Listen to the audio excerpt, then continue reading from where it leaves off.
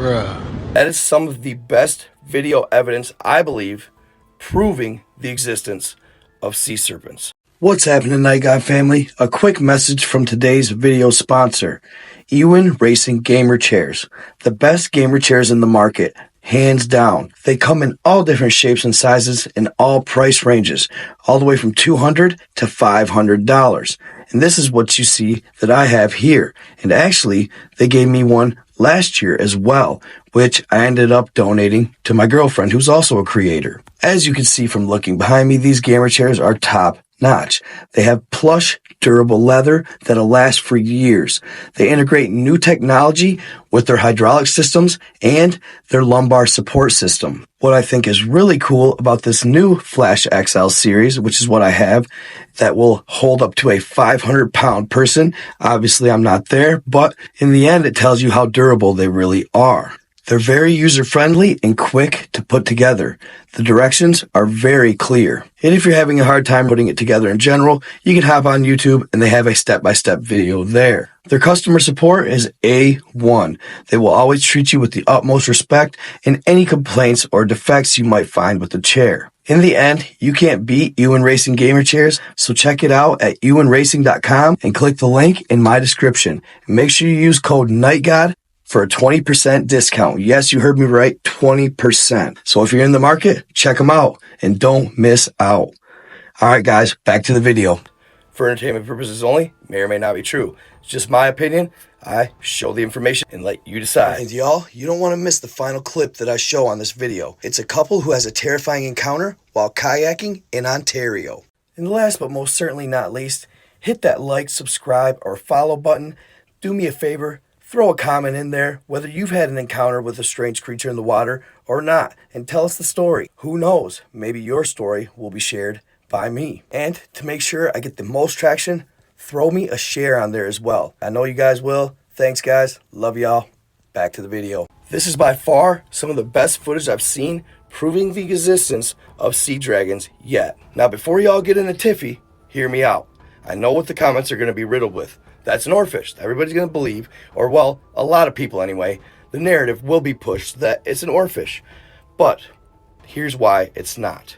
Okay? Oarfish is just like any other fish in the sense of it is a vertical shaped body that swims and slithers almost through the water. But at one point in the video, you can see at the very end when the sea dragon picks its head up. I don't know if he's getting food. That's what I believe is bringing them so close to shore.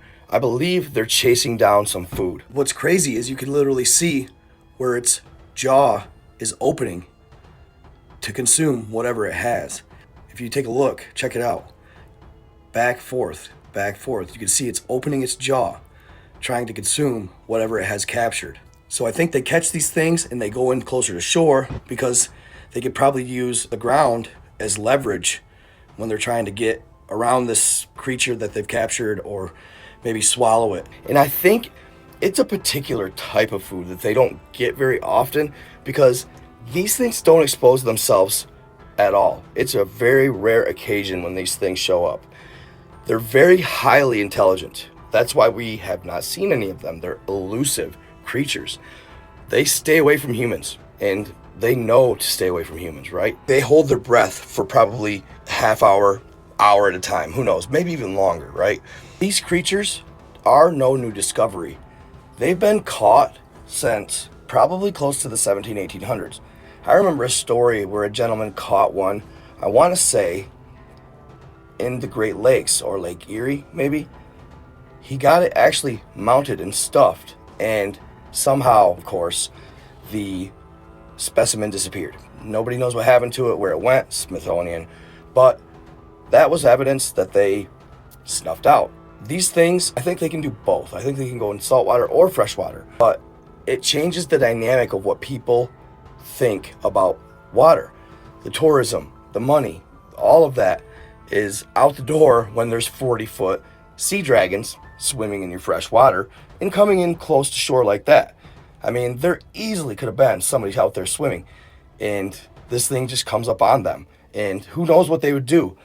You don't hear about a lot of attacks taking place at all. It doesn't mean they don't. I would say that in general, though, these things are kind of impartial to humans. They really don't have a taste for them, and they don't want to eat us, which is nice. But back to what I was saying. This creature picks its head up out of the water. Show me an oarfish that can do that. There's not an oarfish that can do that. Literally pull up a section of its body. It looked like that was probably the front 5 or 6 feet of the creature. I believe it was the head. There's no sea creature other than a snake that could pull that off or do that. It definitely isn't an oarfish. Sorry, it's just not. And it's really cool. I slow it down if you look closely. But to me, you can distinctly, I mean, it's not absolutely, perfect, obviously. It's far from it, in fact. But it's pretty evident to me that whatever comes up out of the water right there is definitely the head of some sort of sea creature. Whether it be, Nessie or whatever, it is definitely an anomaly. It's different than what we see regularly. And they should be recognized. These things exist. They're real. And I think more footage is going to come out as time goes on. They're starting to get more comfortable seemingly with people. Either that or we just have more phones recording at all times. One last quick video. As soon as I saw it, I thought to myself, gotta be. So just take mental note as you watch this video. Notice how the waves and the wake it creates. It's only one. It is huge. It's wide. It covers a lot of area, like something slithering through the water. Check it out. Yeah, I think you're gonna find out. What the f, man? Just stay still. What the f? Oh my god.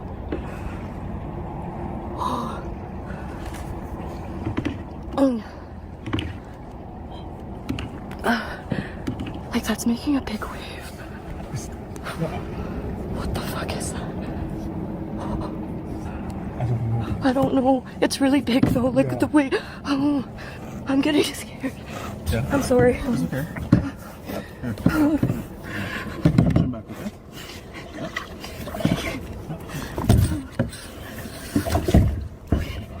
It's going. It's going. It's going away. Holy fuck. Oh, I see shit like this on videos. I never thought. Holy fuck.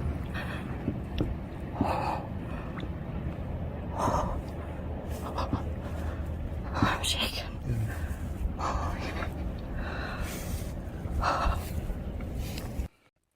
There you have it.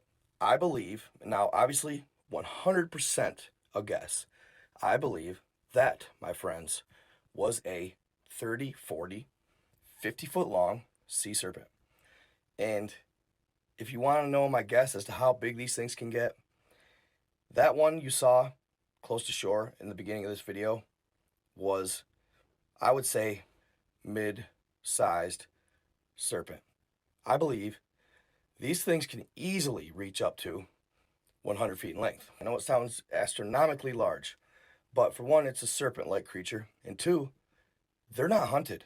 These things, I mean, we don't hunt them, we don't generally kill them. Us humans, we don't interfere with their existence.